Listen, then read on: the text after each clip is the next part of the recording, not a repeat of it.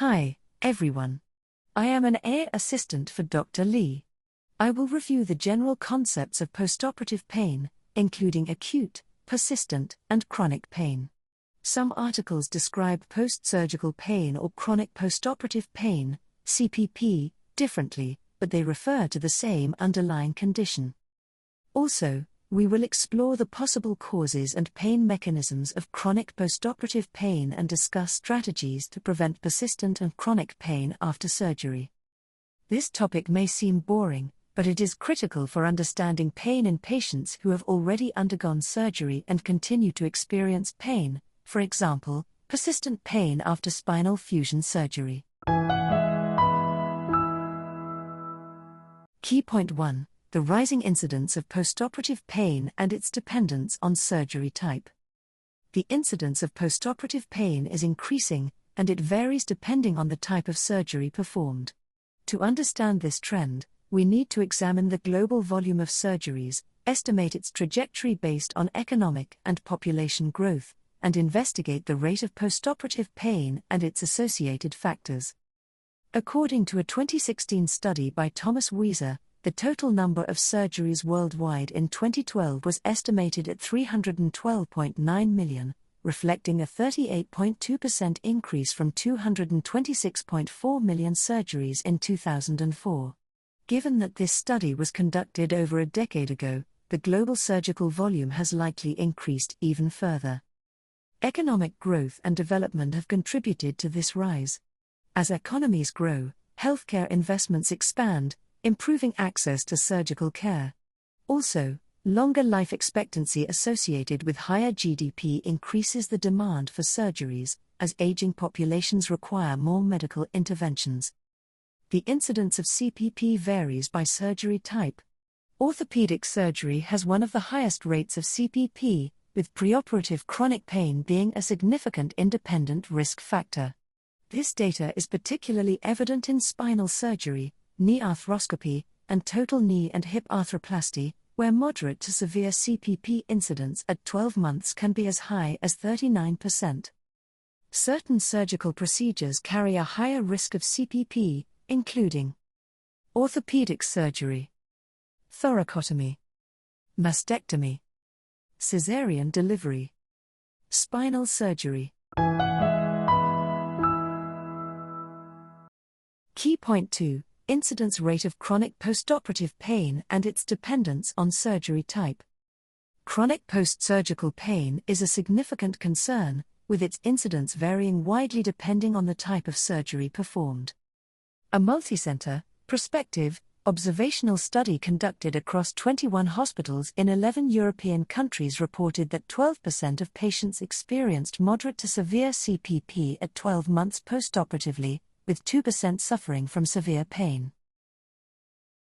Specific surgical procedures have been associated with varying rates of CPP. Amputations, incidence ranges from 50% to 85%. Thoracotomies, approximately 50% of patients report CPP. Cardiac surgeries, chronic pain occurs in about 30% to 55% of patients. Breast surgeries, persistent post-mastectomy pain affects 20% to 50% of patients. Total knee replacements, around 20% of patients experience chronic pain postoperatively. Knee arthroscopic procedures, neuropathic pain has been reported in 16% of patients after these commonly performed surgeries. Emergency laparotomies, chronic pain is reported in 14.8% of patients more than 2 years post-surgery.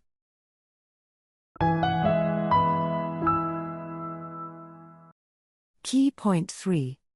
What are the causes of chronic postoperative pain, and how do acute, persistent, and chronic postoperative pain differ? What is their relationship? Understanding the progression from acute to persistent and eventually to chronic postoperative pain is crucial for effective patient management. Acute postoperative pain is nearly universal, but in most cases, it subsides without progressing to persistent pain. Acute postoperative pain arises immediately after surgery, primarily due to tissue incision and acute inflammation.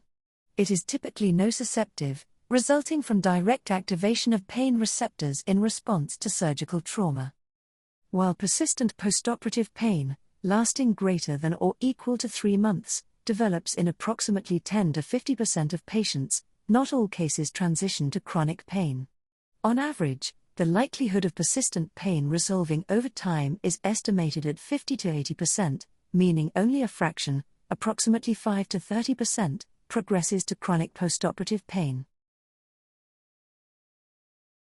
What is the definition of persistent and chronic postoperative pain? Persistent postoperative pain. Persistent postoperative pain is pain that continues beyond the expected healing period but has not yet reached the chronic stage. It is typically defined as pain lasting more than 1 to 3 months after surgery. Persistent pain may result from ongoing inflammation, unresolved surgical trauma, infection, or nerve irritation. Chronic postoperative pain. Chronic postoperative pain is pain that persists for at least 3 to 6 months after surgery beyond the normal tissue healing process. It is often neuropathic in nature, resulting from nerve damage during surgery, central sensitization, or maladaptive pain processing. Chronic pain can persist indefinitely and significantly impact a patient's quality of life. What is the relationship between persistent and chronic postoperative pain? Persistent postoperative pain can transition into chronic pain if the underlying causes, for example, prolonged inflammation, nerve injury, or central sensitization, are not effectively managed.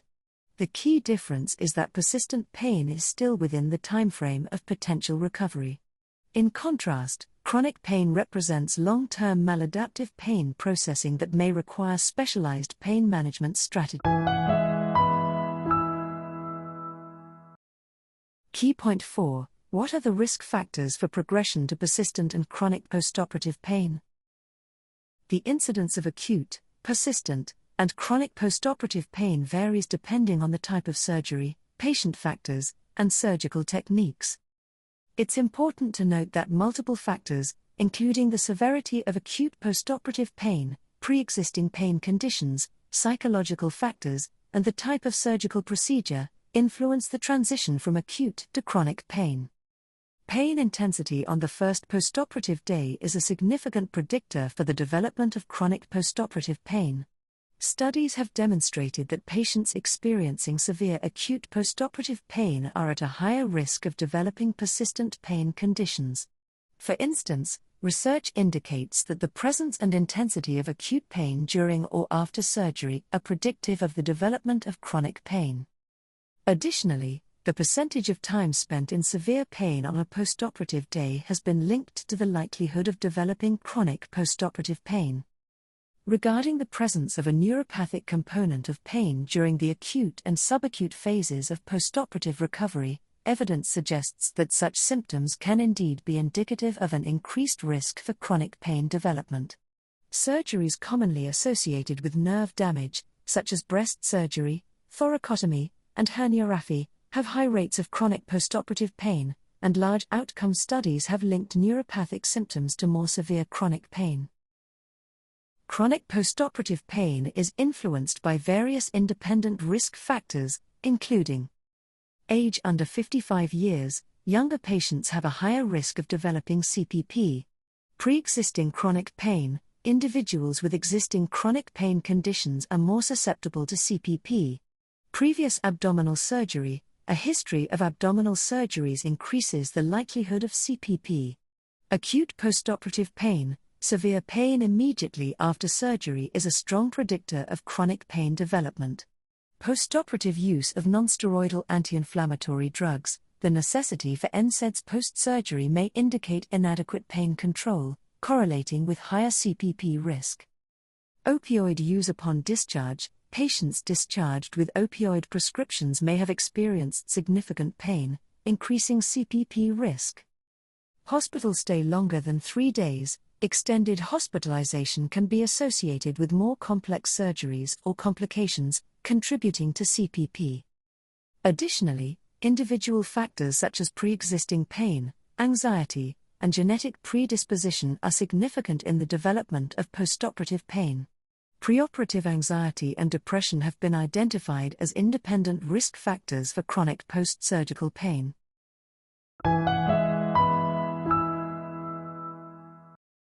Key point 5. What is the neurophysiologic mechanism of persistent chronic postoperative pain? Persistent and chronic postoperative pain arises from complex neurophysiological mechanisms involving both peripheral and central nervous system changes. Peripheral sensitization: surgical procedures can damage tissues and nerves, leading to the release of inflammatory mediators. This results in heightened sensitivity of peripheral nociceptors, causing an exaggerated response to stimuli, a process known as peripheral sensitization.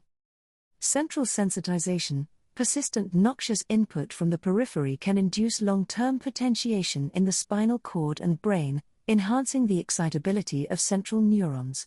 This central sensitization contributes to the maintenance of chronic pain states. Neuroinflammation and glial activation: chronic pain is associated with the activation of glial cells, such as microglia and astrocytes, in the central nervous system. These activated glial cells release pro-inflammatory cytokines, perpetuating neuronal excitability and sustaining pain. Maladaptive plasticity: changes in synaptic strength and connectivity within pain pathways can lead to maladaptive plasticity, where normal sensory inputs are misinterpreted as painful. This reorganization within the nervous system underlies the persistence of pain long after tissue healing.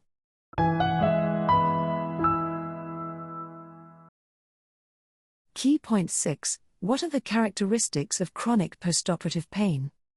Chronic postoperative pain exhibits distinct clinical characteristics, including neuropathic and nociceptive components, and often leads to functional impairment. 1. Neuropathic pain features. Common in up to 50% of CPP cases, especially after procedures with a high risk of nerve injury, for example, thoracotomy, mastectomy, amputation, herniorrhaphy. Burning, shooting, or electric shock-like pain suggests nerve damage. Allodynia: pain from normally non-painful stimuli, and hyperalgesia: exaggerated pain response. Dysesthesia: abnormal, uncomfortable sensations, or paresthesia: tingling, pins and needles sensation. Associated with greater functional impairment and reduced quality of life.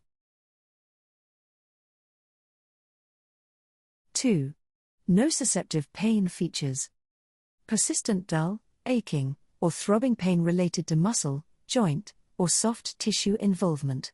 Can result from chronic inflammation, fibrosis, or mechanical stress on surrounding tissues. More common in procedures such as orthopedic and abdominal surgeries. 3. Mixed pain features. Combination of neuropathic and nociceptive pain, common in surgeries affecting both soft tissue and nerves, for example, spinal surgery, knee replacement, caesarean section. May fluctuate in intensity with movement or changes in weather. 4. Pain exacerbation by physical and psychological factors. Movement-evoked pain due to scar tissue, adhesions, or musculoskeletal dysfunction. Emotional distress, anxiety, depression, PTSD, can amplify CPP via central sensitization. Poor sleep quality and fatigue worsen pain perception and decrease pain tolerance. Key point 7. Peripheral nerve block in preventing chronic postoperative pain. Peripheral nerve blocks are increasingly recognized for enhancing postoperative outcomes and potentially preventing chronic postoperative pain. Studies have demonstrated that peripheral nerve blocks can improve outcomes and expedite recovery following knee operations. Patients receiving regional anesthesia techniques reported lower pain scores and achieved closer to target levels of knee flexion during early postoperative rehabilitation compared to those who received patient-controlled morphine.